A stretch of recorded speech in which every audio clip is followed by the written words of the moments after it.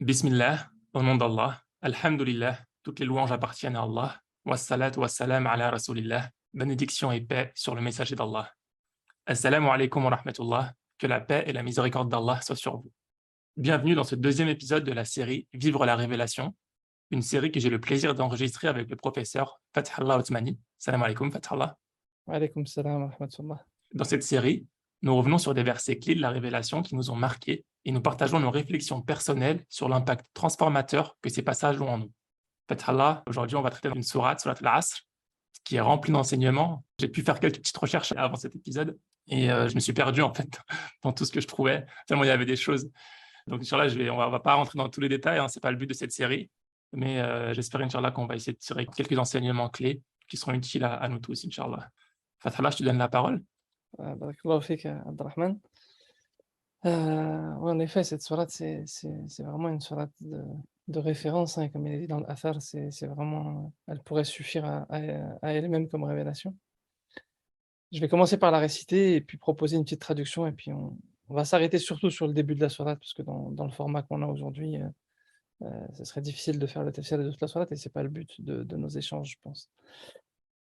أعوذ بالله من الشيطان الرجيم بسم الله الرحمن الرحيم والعصر إن الإنسان لفي خسر إلا الذين آمنوا وعملوا الصالحات وتواصوا بالحق وتواصوا بالصبر. Allah subhanahu wa ta'ala, il jure par le temps, والعصر, par le temps. إن الإنسان لفي خسر. Certes, l'être humain ou l'homme, avec un grand H, court à sa perte, je reviendrai sur une autre forme de traduction après. إِلَّا الَّذِينَ آمَنُوا وَعَمِلُوا الصَّالِحَاتِ, sauf ceux qui portent la foi et qui œuvrent en bien dans une démarche d'assainissement. وَتَوَاصَوْا بِالْحَقِّ وَتَوَاصَوْا بِالصَّبْرِ, et qui se conseillent mutuellement la vérité et qui se conseillent mutuellement la patience. Cette sourate, donc, elle s'intitule Al-Asr, le premier terme, c'est vraiment le point d'ancrage de cette sourate. Et rien que sur ce premier terme, il y a beaucoup de choses à dire. Déjà, Allah subhanahu wa ta'ala, il jure par ce premier terme. Et quand il jure par une chose, c'est pour montrer en général son importance, ou pour marquer un temps d'arrêt, ou pour qu'on prenne le temps de méditer sur ce sur quoi il est en train de jurer. On le sait, nous, en tant qu'être humain, on ne peut jurer que par Dieu. Et lui jure par les choses qui ont de l'importance. Et parmi les commentaires, alors il y a plusieurs commentaires qui nous sont partagés, je vais en partager 3, qui je pense peuvent nous être très utiles par rapport à la manière dont on gère nos vies actives de manière générale. Le premier commentaire, c'est qu'Allah subhanahu wa ta'ala jure par la prière d'Al-Asr. Donc la prière qui se nomme Al-Asr, qui est en fin de journée, en fin d'après-midi, pour nous montrer son importance en fait. Et il est dit dans certains récits qu'Allah subhanahu wa ta'ala, quand il mentionne Salat al-Wusta dans Surat al-Baqarah, ce serait cette prière-là. Hein, il y a une attention particulière à la prière de l'après-midi, il y a une attention particulière à cette prière intermédiaire qui vient au milieu de la journée, même si la journée en islam commence au Maghrib, et ce qui fait que certains disent que c'est plutôt la prière du Fajr qui est visée. Mais en réalité, finalement, que ce soit la prière du Fajr ou que ce soit la prière du Asr, on retrouve dans un autre hadith qu'il est dit que celui qui préserve la prière du Fajr et qui préserve la prière du Asr, il sera préservé du feu. Et donc c'est pour nous montrer c'est l'importance de ces 2 moments, parce que la prière du Fajr, c'est le moment où on sort du sommeil, on va dire, et qu'il est parfois difficile de sortir du sommeil, et de se projeter vers Allah subhanahu wa ta'ala et de ne pas prioriser, la couette et la couverture. Et pareil, en réalité, pour la prière du Asr, il est difficile de ne pas prioriser notre vie active, professionnelle, et cetera, et de laisser la place à Allah subhanahu wa ta'ala. Et ça, c'est une difficulté qui est liée, en fait, à la deuxième interprétation possible, c'est la fin. C'est-à-dire que l'Asr, c'est le temps qui arrive plutôt sur la fin de journée, et certains disent même la fin des temps, c'est comme une symbolique, hein, la prière du Asr qui arrive vers la fin de la journée, l'Asr, le temps de la fin de journée, et Allah subhanahu wa ta'ala est en train de jurer par la fin des temps, de manière générale. Et ce moment-là, c'est le moment où on devrait être dans une conscience accrue. Et souvent, on regarde les gens qui sont dans leur vie active et qui sont, dans la vie professionnelle et qui sont en fin de journée, fatigués d'une longue journée de travail, usés, et qui se laissent porter et qui ont envie que d'une chose, c'est d'aller se poser sur le canapé, se mettre devant la télé, et cetera, et parce que la journée a été longue et a été fastidieuse. Alors que ça devrait être le moment de conscience. On dit que ce moment-là, c'est le moment où les anges se réunissent. hein, que ce soit après la prière du Fajr ou après la prière du Asr, les anges du matin et les anges les anges de la journée plutôt et les anges de la nuit se réunissent dans ces 2 moments-là et ils ont un dialogue particulier et intime avec Allah subhanahu wa ta'ala. Donc il y a des choses particulières qui se passent dans le monde invisible. Il y a des portes qui s'ouvrent particulières dans ce moment-là. Nos œuvres sont présentées et donc ça c'est quelque chose, qui devrait éveiller nos consciences, qui devrait nous pousser à être en alerte, qui devrait nous pousser à être sur le qui-vive. Et paradoxalement, c'est souvent dans ces moments-là où on a tendance à se laisser couler et à être un peu plus dans l'oubli. Les grands mystiques conseillaient comme temps de muhasaba, le temps avant la prière du Maghrib, puisque c'était un temps où le prophète alayhi salam lui-même conseillait de faire beaucoup d'invocations. Parce que c'est justement un moment particulier où on devrait être dans la reprise de conscience, s'interroger, qu'est-ce qu'on a fait dans la journée, de bien, de mauvais, de néfaste, les choses à améliorer, les dons qu'Allah subhanahu wa ta'ala nous a fait, les grâces qu'il a pu nous partager. Et paradoxalement, à nos époques, mais je pense que c'est pas lié qu'à notre époque, même si c'est accru à notre époque, bah, on a tendance à être, plutôt sur une période d'oubli et où on se laisse porter, on se laisse aller. Et ça, je pense que c'est aussi lié à la définition, à la troisième explication qui nous est donnée dans le tafsir du sens de l'asr. Il y a 2 termes importants pour parler du temps en langue arabe, même s'il y en a d'autres, mais 2 termes qu'on retrouve dans le Coran, c'est ad-dahr et al-asr. Ad-dahr, c'est le temps éternel. هل أتى على الإنسان حين من الدهر لم يكن شيئًا مذكورا, comme Allah subhanahu wa ta'ala dit dans le Coran, il parle de dahr, de ce temps éternel, ce qu'il a été donné à l'être humain, une part de temps, et ce temps-là, c'est le temps qui est infini, qui n'a pas de chronologie. Allah subhanahu wa ta'ala, rien ne s'impose à lui, ni la chronologie, ni le temps, ni quoi que ce soit. Et d'ailleurs, il est dit dans un hadith, même plus que ça. Le prophète alayhi salam, il dit: «Wala tasubbu ad-dahr fa inna Allah huwa ad-dahr», n'insultez pas le temps, car Allah subhanahu wa ta'ala est le temps. Et en réalité, dans nos vies, on peut avoir des moments où, en quelques minutes, il y a le baraka. On peut vivre des choses intenses, on peut avoir l'impression qu'on a eu énormément de temps. En 1 heure, on a pu faire énormément de choses, trouver de l'épanouissement, être à l'aise et cetera. Et puis la même heure, dans une autre situation, peut être usante, fatigante, on a l'impression qu'elle dure, des semaines presque, j'ai envie de dire, en caricaturant le propos, ou en tout cas des heures, et qu'elle soit très pesante, parce qu'en réalité, il y a une dimension aussi invisible dans le temps, qu'on a tendance parfois à négliger. Et la présence des anges dont je parlais tout à l'heure, notamment après la prière du Ras, elle est importante, mais encore faut-il s'y connecter, encore faut-il être conscient que les anges sont présents à ce moment-là, leur donner de la considération, penser à eux, entamer un dialogue avec Dieu dans ce moment-là pour profiter de cette porte vers le monde invisible. Et le problème, c'est quand on n'est pas dans ce rapport au temps divin, où on va trouver cette baraka, où le temps va prendre une autre dimension, va prendre une autre approche, où finalement 1 heure, bah, aura une considération qui sera complètement différente. L'imam Razi disait par rapport à cette expression de quand Allah subhanahu wa ta'ala jure par le temps, c'est comme s'il nous montrait que le temps avait bien plus d'importance que le lieu. Parfois on réfléchit beaucoup au lieu où on doit être, à l'entreprise où on doit se situer, à la maison où on doit vivre et cetera, et il nous dit que ce qu'on néglige, c'est en réalité notre gestion du temps, plus que la gestion du lieu qui est presque secondaire par rapport à la gestion du temps. D'ailleurs, c'est très fort parce que la seule chose qui pourrait annuler la validité d'une prière, c'est, indépendamment de l'intention bien entendu, hein, je parle du cas de figure où l'intention a été mise et cetera, bah, c'est le fait qu'on sorte du temps. Tout le reste, on peut y déroger quand on est face à une contrainte, mais le temps, bah, c'est une condition sine qua non de respect, pour nous montrer son importance. Et l'Asr, bah, c'est pas ce temps éternel justement. L'Asr, c'est le temps humain et ça جاء من العصير, ça vient de ce l'Asr, c'est le jus parce que le fruit est pressé et on le presse et quand on le presse et ben, il reste de moins en moins, de moins en moins, de moins en moins, on est de plus en plus pressé, de plus en plus pressé, on court, on court, on court, mais il nous en reste de moins en moins et on court de plus en plus vite et il nous en reste de moins en moins. C'est le cas à la fin de nos journées, c'est le cas à la fin de nos semaines, c'est le cas au fur et à mesure des années qui passent et plus on court et on est dans une société qui nous pousse à courir. On se pose même plus la question d'après quoi on court par moment, juste on court, on court, on court et la problématique, c'est qu'on oublie qu'il y a une porte vers le temps divin. Et là, j'aimerais partager un certain nombre de clés en faisant le lien avec la suite du verset, mais également avec, les commentaires qui traitent de cette question-là.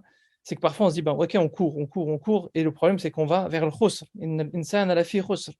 L'être humain va à sa perdition et le khusr, c'est khasara, c'est le fait de pourrir de l'intérieur, hein, c'est véritablement le fait que, au-delà du fait de courir, d'être fatigué physiquement et cetera, c'est que nos cœurs s'endurcissent avec ça, que nos cœurs ramassent, que nos cœurs prennent un coup avec ce rythme de vie-là. Et une des clés qu'Allah subhanahu wa ta'ala nous partage, c'est d'être vigilant à l'awqat, hein.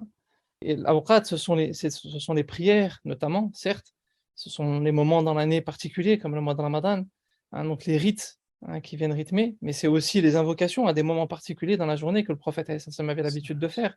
C'est aussi le fait que, par exemple, il est dit dans certains récits qu'en fin de journée, le prophète alayhi salam avait l'habitude de réunir les compagnons, de faire son rappel après la prière du Asr à la mosquée. Dans d'autres récits, il est dit après la prière du Maghreb, certains soirs de la semaine, etc. Mais indépendamment de tous ces récits, certains authentifiés, d'autres un peu moins, la question c'est aussi ce qui est important, c'est de se dire qu'on a tous besoin de rythmer nos journées, de rythmer nos semaines, de rythmer nos mois, nos années, avec des moments particuliers de coupure où on se recentre autour de l'essentiel. Le reste n'est pas essentiel, le reste n'est que le moment d'épreuve. Et pour pouvoir gérer l'épreuve dans les meilleures conditions, dans la meilleure approche possible, la clé fondamentale est de pouvoir avoir des repères dans le temps où on va pouvoir essayer de recentrer autour de l'essentiel. Et se recentrer autour de l'essentiel, c'est 3 clés qu'Allah subhanahu wa ta'ala il nous partage. Illa alladhina amanu. Quelle est la place de la foi? Et la foi, j'aime beaucoup la traduction de Rabbi dans Glouton qui partage 2 types de traductions. C'est le fait de l'iman, c'est le fait de porter la foi. Notre souci n'est pas de devenir propriétaire comme on l'avait évoqué la dernière fois. Notre souci n'est pas d'avoir telle image ou tel statut social. Notre souci n'est pas tout ça. On a tous nos travers, nos incohérences et nos tentations dans ce monde-là. Mais notre souci, c'est de porter la foi. Et donc, dans ce que l'on réalise, nos contrats de travail, nos contrats, professionnels, nos contrats, universitaires, nos contrats, quels qu'ils soient, de mariage même, en islam, tous tes contrats, à un moment donné, ils ne sont que la traduction de contrats qu'on a avec Dieu, qu'on a avec Allah subhanahu wa ta'ala. Et est-ce qu'on porte la foi dans ces contrats? Est-ce qu'on fait rayonner la foi? Est-ce qu'on laisse simplement rayonner la foi? Parce que la deuxième traduction que propose Rabbi dans Glouton, c'est le fait de se sécuriser en Allah subhanahu wa ta'ala, la foi. Qu'est-ce qui nous sécurise? Notre demeure, notre CDI, les contrats qu'on a signés justement, la famille que l'on a, le nombre d'enfants qu'on a, le nombre d'amis que l'on a, le nombre d'argent que l'on a sur notre compte bancaire? Ou est-ce que c'est Allah subhanahu wa ta'ala qui nous sécurise? Et en réalité, bah, ces temps-là doivent nous aider à nous réinterroger sur finalement, est-ce que l'on porte la foi? Est-ce que l'on se sécurise en Dieu? Ou est-ce qu'on se sécurise dans tout un tas d'autres choses? Ou est-ce qu'on porte des considérations plus matérielles et cetera? On a tous des travers, on aura tous des choses à corriger et ces temps-là vont nous aider à corriger. Si tant est que إلا الذين آمنوا وعملوا الصالحات et qui œuvrent pour assainir. L'islah en langue arabe, c'est vraiment la démarche d'assainissement, revenir à la nature saine des choses, revenir à la nature première des choses. Et la dernière des clés qu'Allah subhanahu wa ta'ala il nous propose, c'est que ces temps-là doivent nous aider à nous réinterroger pour assainir derrière, hein, avoir un mode de vie beaucoup plus sain, mais à la condition que ça se fasse ensemble. وَتَوَاصَوْا بِالْحَقِّ. Ils se conseillent la vérité. C'est même pas tellement se conseiller de faire telle chose ou tel type d'action ou pas tel type d'action. C'est qu'on se conseille la vérité parce que la vérité profonde, c'est Allah subhanahu wa ta'ala. Inna Allaha huwal haqq. La vérité profonde, c'est qu'il y a un jour du jugement dernier et que dans le temps, finalement, le temps le plus important, il n'est même pas de ce monde-là, il est dans l'autre monde. La vérité profonde, c'est que ce qui nous anime parfois, c'est beaucoup des considérations mondaines, matérielles, humaines, et cetera, mais que la dimension de l'âme, on a tendance à l'oublier parce qu'elle n'est pas visible. Et donc c'est ces vérités-là qu'on doit se rappeler et on a besoin comme il disait le prophète alayhi salatu wassalam, le croyant est le miroir du croyant. On a besoin d'avoir un miroir qui nous dit des choses, qui nous renvoie à la vérité. Mais cette vérité-là, elle est parfois difficile à entendre, elle est parfois amère. La personne qui va la dire n'a pas forcément toujours mis la forme qu'il faudrait. L'épreuve est toujours de toute façon décrétée par Allah subhanahu wa ta'ala et elle se passe pas forcément comme nous on voudrait que ça se passe, parce que lui, il nous connaît mieux, il sait ce qui peut nous faire bouger les choses en nous. Et donc, وَتَوَاصَوْا بِالصَّبْرِ. Et ils se conseillent mutuellement la patience. Parce que pour aller sur le chemin de la vérité, il faut savoir se conseiller mutuellement aussi la patience, parce que le chemin est long. Comme il dit Ali ibn Abi Talib, la pente est ardue, hein, et le chemin est long, mais il ne faut jamais oublier que le chemin mène au paradis. Et on demande à Allah subhanahu wa ta'ala qu'il nous réunisse au paradis. Maintenant, ça c'est les grandes lignes théoriques, et j'ai envie de dire, Abdelrahman, toi à ton niveau, est-ce que ce verset, toi, il te pousse à des interrogations particulières, ne serait-ce que par rapport à ton rythme de vie à toi, ne serait-ce que par rapport à ce que tu vois autour de toi, tes expériences et autres, et quels effets transformateurs ça peut avoir sur toi de te rappeler ce verset-là? Barakallah fik, Fikrallah, merci pour tes rappels. Il y a beaucoup de choses dont tu as parlé qui vont revenir un peu dans les enseignements que moi j'en ai tirés. Et d'ailleurs, je te demanderais si tu penses parmi les enseignements que je tire qu'il y a des erreurs ou des incompréhensions, je t'invite à me le faire savoir. Alors, la première chose, le premier enseignement que moi j'ai pu tirer de cette sourate, c'est par rapport à son format. Tous les êtres humains, l'être humain court à sa perte, sauf ceux qui, et on a les conditions juste après. C'est une manière un peu spéciale en fait de pousser les gens à faire quelque chose. En tout cas, moi, quand je lis ça, je me dis, cette sourate, elle ne nous indique pas, tu vois, à atteindre la perfection ou à atteindre un haut niveau. Elle nous indique seulement comment ne pas être un échec. Elle nous indique le minimum. Si tu fais ça, ça, ça, tu ne seras juste pas un échec. Tu n'auras pas le niveau max, mais tu ne seras pas un échec. Tu passes. Et ça me fait penser, tu vois, À moi, quand j'étais étudiant, j'essayais d'atteindre 10 sur 20, tu vois? Donc là, ça pour moi, cette sourate, c'est comment faire pour avoir un 10 sur 20. Ça, c'est la première chose qui me vient en tête, avec cette sourate. Ensuite, la deuxième chose, c'est étant quelqu'un d'assez introverti, cette sourate, elle me pousse à avoir, plus de soucis pour l'autre et notamment la fin de la sourate: «Wa tawasaw bil haqq wa tawasaw bis sabr». Ceux qui se recommandent, la vérité, enfin, il y a plusieurs traductions, mais ceux qui se recommandent la vérité et le sabre, l'endurance ou la persévérance. Et pour pouvoir s'encourager ça, il faut être plusieurs. Tu peux pas t'encourager toi-même, donc la forme du verbe indique qu'il y a plusieurs personnes. Donc pour quelqu'un d'introverti, ça pousse à sortir de sa zone de confort et pour ça, enfin ça vient un peu avec l'expérience, mais moi, ma petite expérience par rapport à ça, je trouve qu'il faut avoir plusieurs qualités que j'ai identifiées qu'il faut développer. La première, c'est de savoir identifier le haqq, parce que si tu sais pas identifier le haqq, tu pourras recommander à personne du haqq, en fait. Donc, de manière cachée, en fait, ce verset nous indique à se renseigner et d'apprendre, de savoir identifier ces choses-là. Et pareil pour le sabre. La deuxième chose, c'est ça vient plus avec l'expérience, avec l'expérience avec les gens, c'est qu'il faut savoir aussi communiquer ces choses-là. Je pense qu'on a tous des exemples en tête où on essaye de donner un conseil à quelqu'un et au final, ça crée plus de dégâts qu'autre chose. Et des fois, c'est très difficile. Donc, il faut avoir un peu d'intelligence émotionnelle, je pense aussi. Quelque chose que j'ai eu du mal à développer, mais que j'essaye de développer petit à petit. Et la dernière chose, c'est aussi savoir les entendre. Parce que, en fait, ce verset s'applique à tous, donc ça veut dire qu'une autre personne peut vouloir appliquer ce verset sur nous-mêmes. Et du coup, il faut savoir entendre ce qu'il a à dire, même si dans certaines occasions, et peut-être que je donnerai un exemple plus tard, ben, on a l'impression que le conseil ne s'applique pas à nous ou quoi que ce soit. Mais le fait d'écouter la personne, ça nous rentre automatiquement dans cette catégorie de ceux qui se recommandent, même s'il y a des erreurs, même si je ne sais pas, ben, ça nous fait rentrer dans cette catégorie de ceux qui essaient de se recommander le bien dans ces choses-là. Et en plus de ça, bon, j'ai pris un peu le verset à l'envers. Ce verset, de ce que j'ai pu comprendre, nous pousse aussi à une constante amélioration. Parce que, et c'est pour ça que juste avant, tu corrigeras si je me trompe, mais il y a le a'malu salihat. L'islah, c'est aussi le fait de se corriger, de corriger les choses. Et donc, le fait de faire des erreurs en faisant des recommandations, en l'écoutant, et ben, ça nous ramène à nous-mêmes et de se dire: «Voilà, bon, bah, là, j'ai mal fait les choses. Comment est-ce que je vais faire pour m'améliorer, pour améliorer ma communication? Peut-être qu'il faut que j'apprenne certaines choses, je développe mes connaissances et cetera ou ma manière de communiquer, ou je dois peut-être entendre plus ce que les gens ont à me dire». Et enfin, la dernière chose, et ça, je l'ai découvert je l'ai compris assez tard, en fait, personnellement, c'est que, ce verset-là, en fait, il nous pousse à entrer dans ces catégories de ceux qui font le bien et qui recommandent les bonnes choses de manière générale, mais on n'est pas redevable de la réaction des gens, en fait. C'est-à-dire que si on fait de notre mieux et qu'on pense vraiment faire de notre mieux, il arrive dans certaines situations que la personne en face, bah ça lui passe par-dessus la tête ou qu'elle comprenne, enfin, qu'elle veuille pas agir par rapport à ce qu'on recommande et parfois on se trompe nous-mêmes et on ne le sait pas, mais on peut même avoir raison, exprimer de la meilleure manière possible et la réaction n'est pas celle qu'on attend. Mais ce verset-là, il parle pas en fait de la réaction. Ce verset-là parle de l'action et voilà, j'essaye moi, en tout cas de mon côté, de me détacher parfois, de la réaction de personnes. Quand j'essaye déjà, c'est quelque chose d'assez dur pour moi sortir de ma zone de confort, mais quand je le fais, parfois il y a des réactions peut-être qui sont pas où j'aurais mis d'autres réactions, mais c'est pas le cas et alhamdoulilah, c'est comme ça. On a fait notre part, on le fait de la meilleure manière possible et s'il y a pas de la réaction appropriée, ben après inch'Allah, on n'est pas là pour contrôler les gens. Donc voilà, pour moi, de manière générale, cette sourate-là, c'est une sourate qui, dans la manière dont elle est construite, en fait, elle pousse à une constante amélioration de nous-mêmes, en fait. Et pour terminer, il y a l'aspect aussi du temps que tu as évoqué plus tôt. C'est-à-dire qu'on peut mourir à tout moment et le temps avance très vite. Donc, on ne peut pas se dire, voilà, j'aiderai les gens plus tard ou je ferai ça plus tard. On ne sait jamais quand est-ce que le vent tournera et qu'on retournera à notre Seigneur.